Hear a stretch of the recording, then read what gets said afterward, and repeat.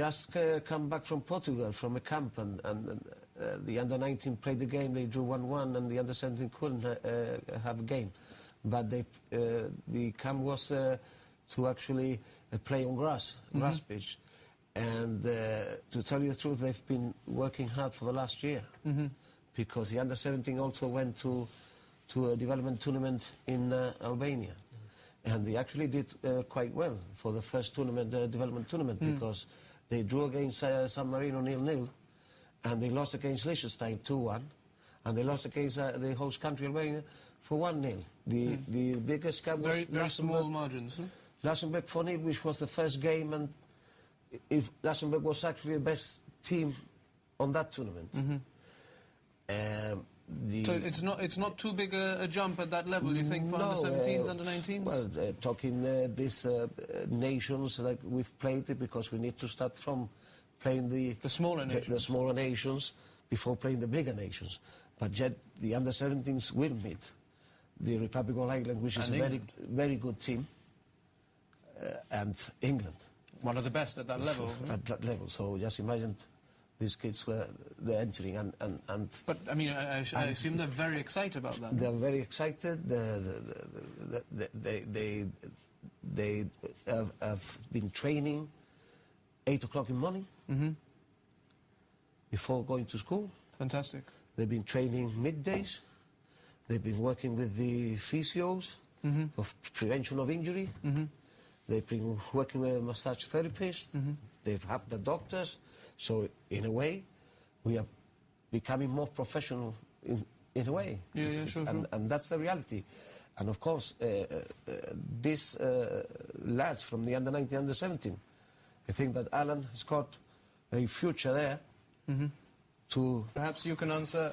I suppose it's kind of linked to what we're talking about, Gibraltar's facilities at the moment and what we can offer and what we can aspire to, perhaps being two different things.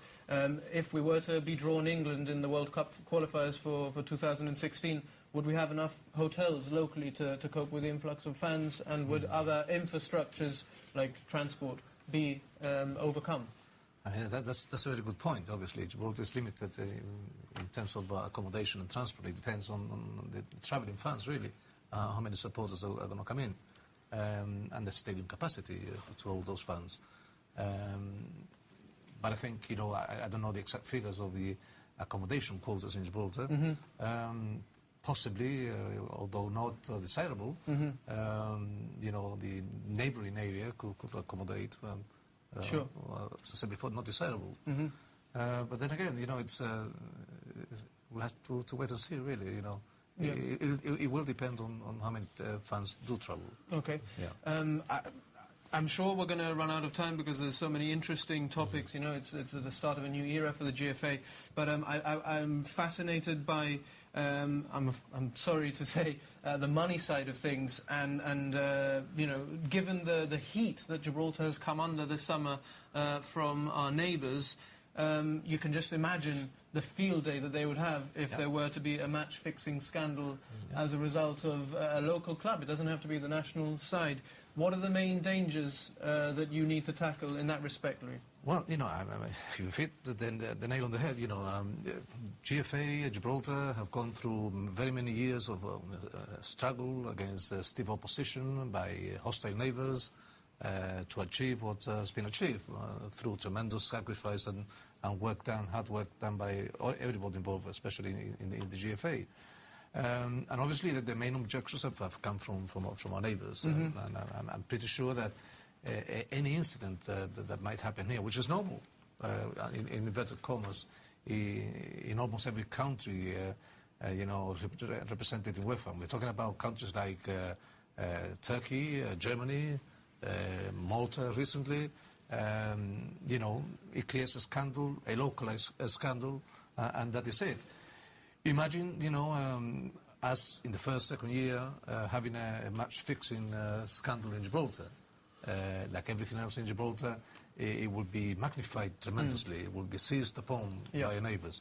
So it's extremely important that my role is to protect that from happening. And obviously, I will need the support from everybody in UEFA sorry, in the GFA, you know, I'm talking about clubs, managers, officials, everybody, because let's face it, we must be seen to be white and white in Gibraltar in everything that we do. And in this particular instance, God forbid, and the risk will be there, the threats will come, the approaches will come, that's for sure. Well, the thing is that it's I don't know if there's a better phrase, but it's new money, isn't it? We're not accustomed to having that money available, to having to administer it. Dennis, there's a question perhaps that you can answer here coming in on Twitter from Hamish, who says, how will teams split the Champions League money? He says he thinks it's about £350,000 to reach the first round. I suppose there's money as well for the qualifying round. Will one team donate money to the rest of the clubs? Will it feed some back to the association? Yeah, well, interestingly enough, I've just come from a meeting with the clubs on precisely this topic, amongst others. But Hamish is quite right. There is a lot of money to be won from Champions League and Europa League participation. There are various ways in which that prize money can be split. We should remember that the prize money for the Champions League goes to the club, not to the association. But already we've had an approach from our clubs that in the interest of solidarity amongst our clubs and in the interest of ensuring fair competition and also ensuring that our league doesn't very quickly become a one-man band or a two-man band or whatever, sure. that they would like to explore ways in which prize money can be dished out in an equitable fashion. And there are ways, and there is precedent in some of the smaller national associations, particularly in San Marino and Andorra. And we've contacted both, and they will shortly be providing us with information on how they do it, how they administer Champions League and Europa League prize monies, specifically so that we ensure that our league, small as it is, with only 8 clubs in our first division, that no one club or no 2 clubs very quickly come into money and speed ahead in front of the others, because that is not good for our football. It would kill competition in Gibraltar, and we have to ensure that we protect both the identity of our clubs and also the solidarity that exists among them. Fantastic. Some quick-fire question and answers. Nigel's asking, will GBC televise Gibraltar matches when they're played abroad? I'm not sure. I'll get back to you on that one. There's also a question coming in from, where is this, Guillermo. What is stopping our local clubs from signing foreign players, namely players from Spain, to the detriment of youngsters?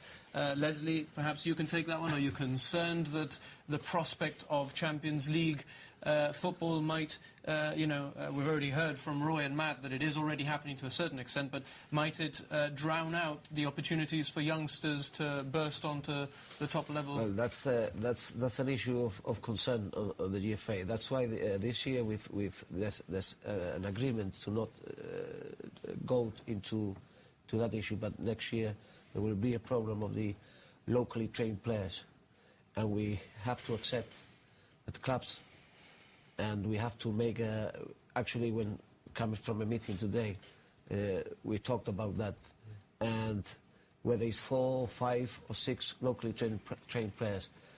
But at the end of the day, I feel that the clubs, if like Lincoln, Manchester, which have more than 10 teams or 13 teams, and developing... They're going to feed their own clubs, feed aren't they? their own clubs. So at the end of the day, is their decision. You can't be afraid of competition either. It's their decision. Okay, well, we're almost at that time, unfortunately, where we have to wrap up. Time flies when you're having fun. A few more quick fire, if I may. One from Gabby. For you, Dennis, did you consider playing in Malaga? Well, did you speak to the Spanish FA about potentially playing in nearby Spain as opposed to Portugal? The quick answer to that is no, and I think we all know the reasons why. We're keen to keep politics out of it. We knew that if we used a Spanish stadium that it would quickly become political, and we wanted to avoid that. Okay, fair enough. What about FIFA membership, asks Gabby? FIFA membership is something that we're already embarked on, something that we're already exploring. We have made initial contact with FIFA, and for the time being, all I'll say is that it's looking good. Okay, well, that sounds good. I'll ask you to round off, if you would. Louis, we asked you at the start of the programme as security and integrity officer for the GFA. What will you be working on in the next few weeks and months?